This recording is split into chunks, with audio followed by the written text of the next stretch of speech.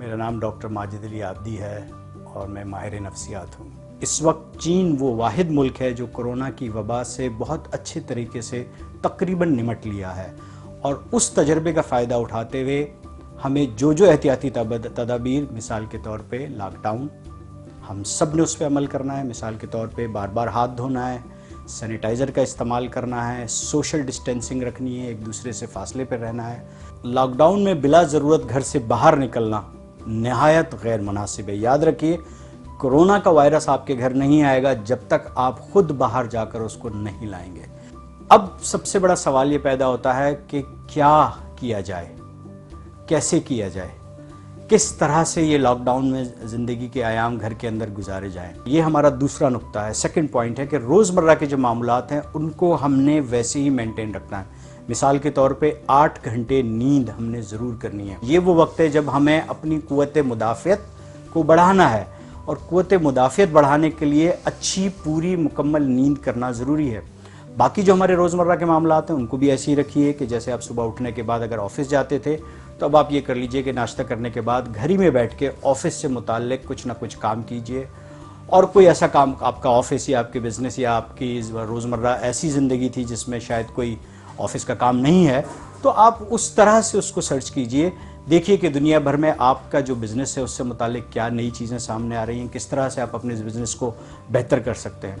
دوپہر تک یا آفس ٹائم تک اگر آپ اس طرح کی مصروف رہیں تو بہت اچھا ہوگا۔ بچے جس طرح سے اسکول جایا کرتے تھے، اگر بچوں کے اسکول بند ہیں تو آن لائن کلاسز ہو رہی ہیں تو آن لائن کلاسز لیجیے، اگر آن لائن کلاسز نہیں ہیں تو انہی سبجیکٹ کے وہ تمام سبجیکٹ کے وہ چیپٹر جو پہلے پڑھائے جا چکے ہیں ان کو یاد کر لیں، دوہرا لیں، یا نئے سبجیکٹ کو ٹیکسٹ بک سے پڑھ لیں۔ تیسرا اہم نقطہ ہے کہ ڈائٹ، خوراک۔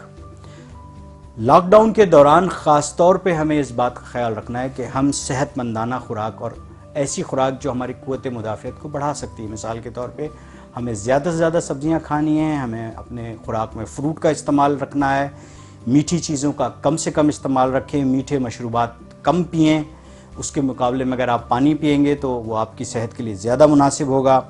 ہر قسم کی اسموکنگ، اگر آپ سگریٹ کی اسموک کرتے ہیں، حقہ پیتے ہیں، بیڑی پیتے ہیں، آپ یقین کیجئے کہ یہ آپ کے لیے اور آپ کی فیملی کی صحت کے لیے بہت نقصان دہ ہو سکتا ہے، کیونکہ ایکٹیو اسموکنگ اور پیسیو اسموکنگ دونوں ہی ایکولی ڈینجرس ہے، خصوصاً کرونا کے مریضوں کے لیے۔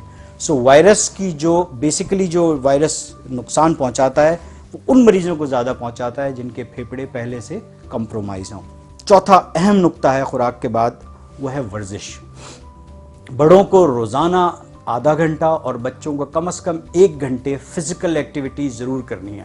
گھر میں کوئی آپ کے جم نہیں ہے، کوئی بات نہیں، گھر ہی میں آپ اٹھک بیٹھک لگا سکتے ہیں، کمرے سے لے کر صحن تک، صحن سے لے کر کمرے تک آپ آدھا گھنٹہ واک کر لیں، تو روزانہ آدھا گھنٹہ ورزش آپ نے ضرور کرنی ہے۔ اگر آپ یہ روزانہ ورزش کرتے رہیں گے تو انشاءاللہ آپ کی قوت مدافعت بہت اچھی رہے گی۔